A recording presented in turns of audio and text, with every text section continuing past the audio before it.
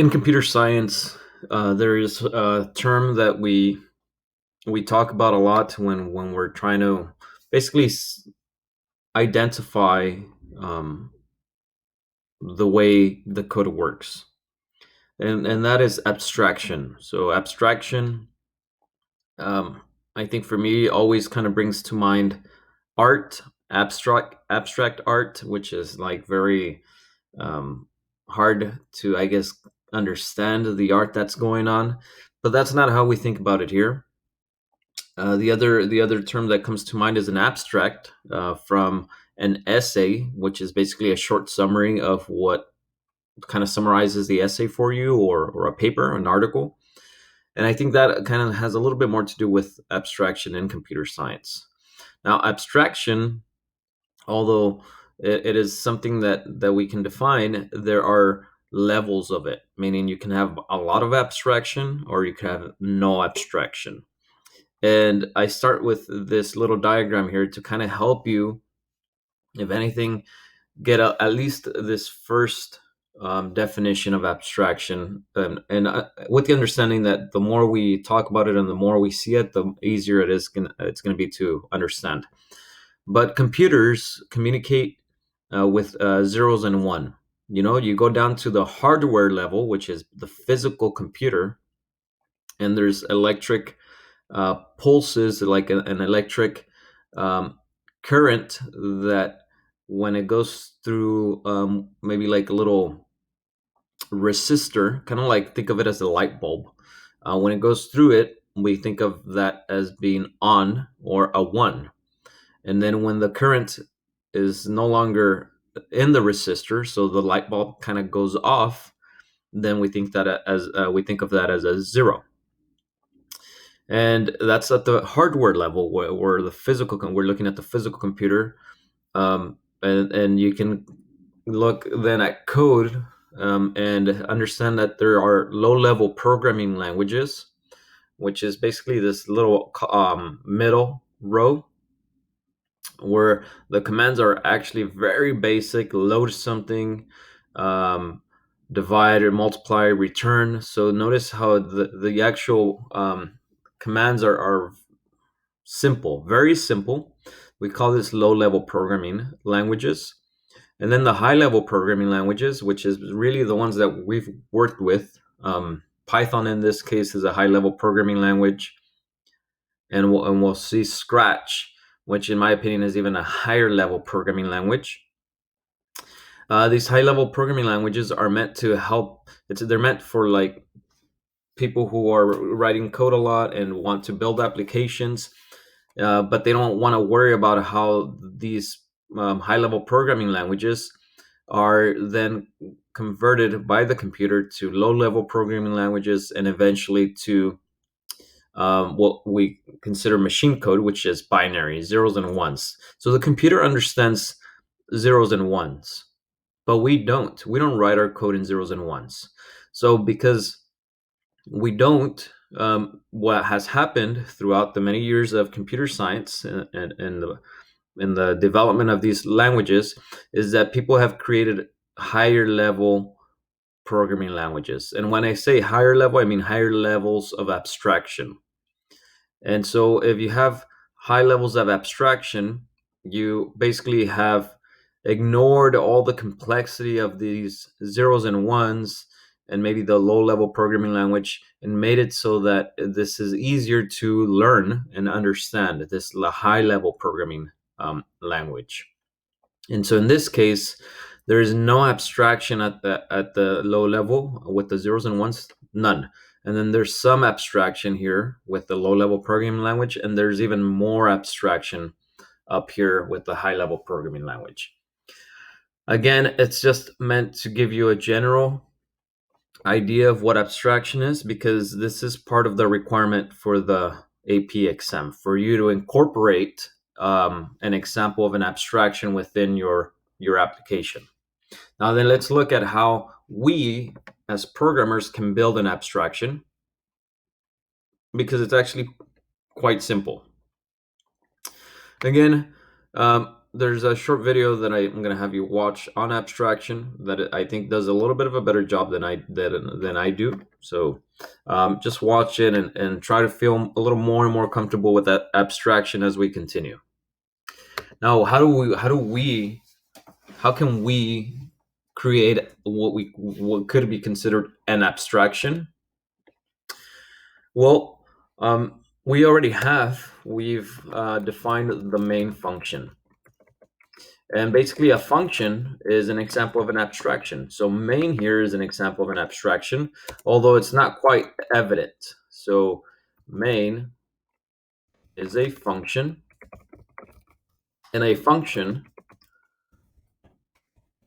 is an example of an abstraction.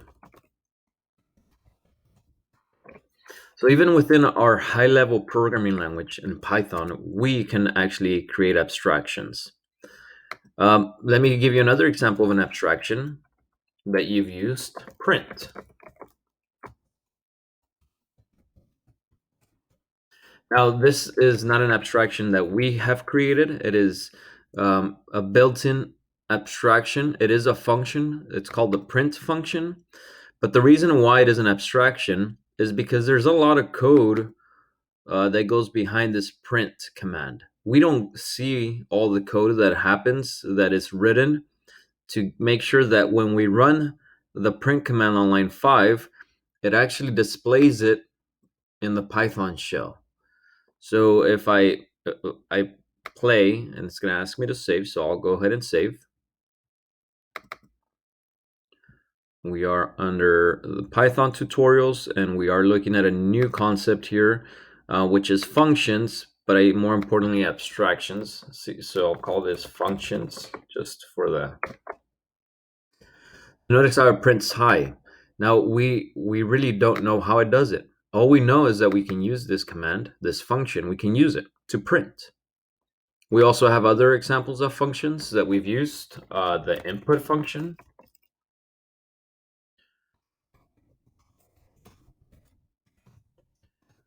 Basically any function, right? Now, and we can store that in a variable, name equals input, what's your name? And so if I run this, hi, what's your name? And you would enter your name. Again, why is this an example of an abstraction? Because there's code behind it that we are not seeing. There is code in Python, built-in code, that knows that when you write input, the input function, it's gonna print on the Python shell, and then it's gonna wait for you to actually enter something. So those are two examples of abstractions that we have used. Now, for your application, when you submit your application for the AP exam, your application is gonna have to have an abstraction, but it cannot be a built-in abstraction. It cannot be a function that is already within Python. It has to be a function that you create. And so let me give you an example of a quick function here that we can do, that we can make, that does something. Okay, so we're going to start here small, and as we continue, we're going to get it's going to get a little more and more involved. So I'm going to define a new function because we've only been working with the main function. I'll define it above. It's not necessary, but it's a good idea to define all your functions before the main function. So let this one be last. And so I'm going to define this new function called hello. And all this function does is it prints hi or just hello. So a very simple function, quite simple. And so I can then, in my main function, because that's where all our code starts, we're just in the habit of making sure that we write our code within the main function. I can execute the hello function just like I can execute the print function. So notice that I've used the print function. It changes color because it is a built-in function.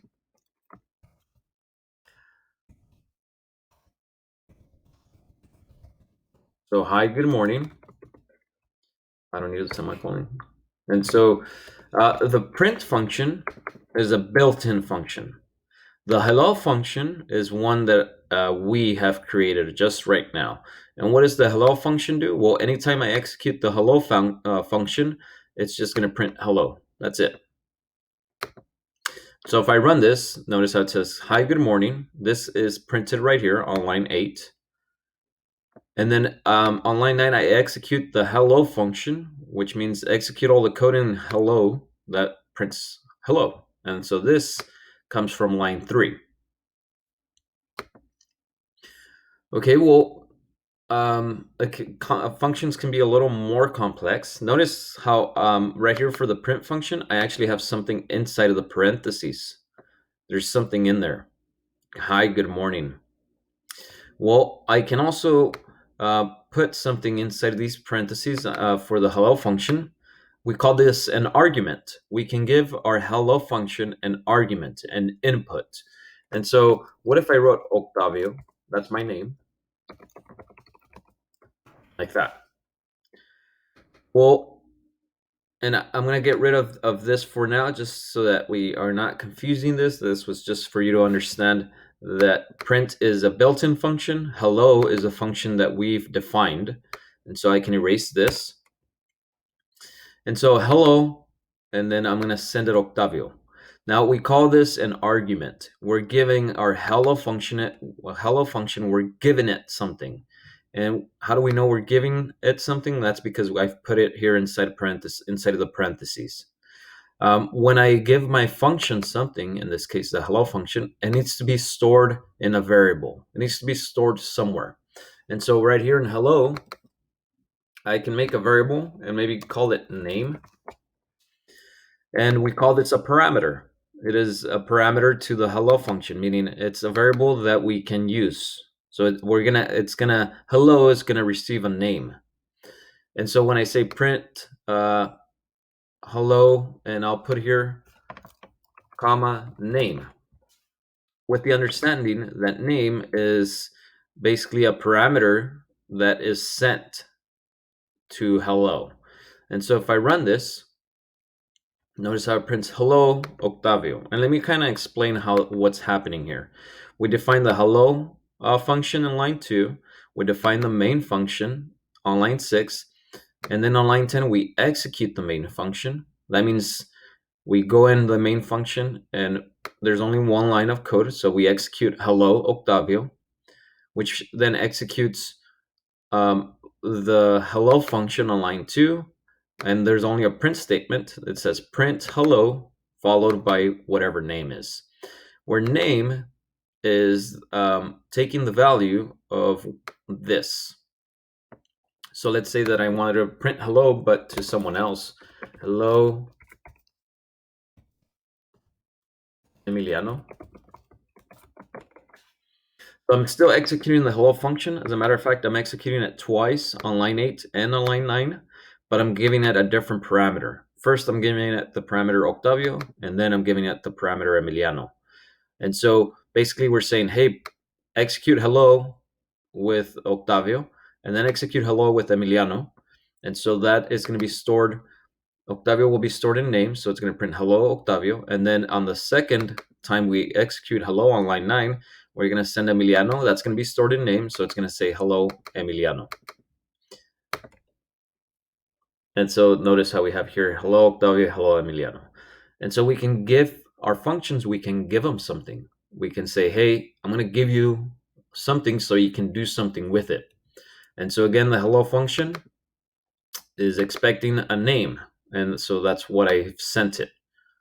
Now, I don't have to call this variable name. I could call it X, and it still would work fine. But the goal with our naming of variables is that they actually, you name your variable such that it kind of gives the user or the person reading the code an idea of what the variable is supposed to store. So name is as good as anything. So again, this is now an example of an abstraction that we have built. It's not a built-in abstraction.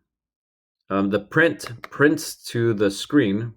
The hello function is always gonna print hello Octavio and hello Emiliano. you can give it more than one parameter. So what if we did a first name and last name?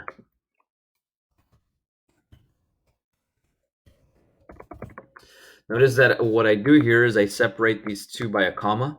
So we have two parameters. First name and last name are each parameters. And we're going to say hello, first name, comma, last name. And so now when I try to execute the hello function, I cannot just give it one string. I cannot just give it one argument. It needs two. It needs a first name and a last name. And so here I would say, hello, Octavio Ortiz. So now I have two arguments. This is the first argument. We call it's a string. And this is the second argument, also a string. And right here, hello, Emiliano, also Ortiz, right? Again, two arguments because we have two parameters. You always need to match the number of arguments with the number of parameters. And so now if I print this, notice how it still prints hello, but now it says Octavio Ortiz and Emiliano Ortiz. And why is this an abstraction, or why is it useful? Why do we even need it? Well, you start seeing here that anytime you want to say hello to someone, I know it's a simple task, so it's not a lot, but anytime that you want to say hello to someone, all you have to do is execute the hello function.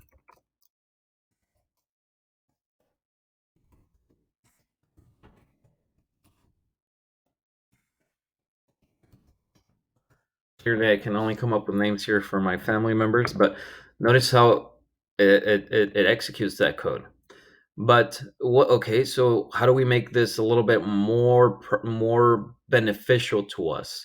Well, what if you don't just want to say hello? You want to say have a great day after you say hello. Well, you could add a print statement here and say have a great day. And so now every time you execute the hello function, which is defined on line 2, it's going to print hello, Octavio Ortiz, if that's what I sent, which I do on line 9. And then afterwards, it's going to print have a great day. And it's going to do so every time. And so every time you execute the hello function on lines 9, 10, and 11, it's going to execute everything inside of the hello function, which is two print statements. And so notice it says, hello, Octavio Ortiz, have a great day. Hello, Emiliano Ortiz, have a great day. And hello, Alexander Ortiz, have a great day. And basically, I've executed the hello function 3 times. And I've sent it 2 arguments, in this case 2 strings, because I need it to, because there are 2 parameters here that I need to basically fill.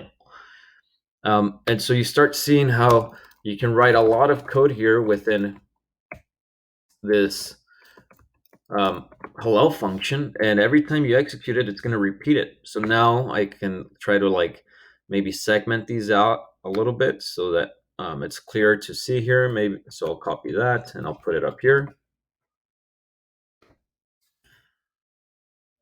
And so you start seeing a little bit of the I guess the benefit of having functions. Let me get rid of that one. Okay, maybe I can put it back.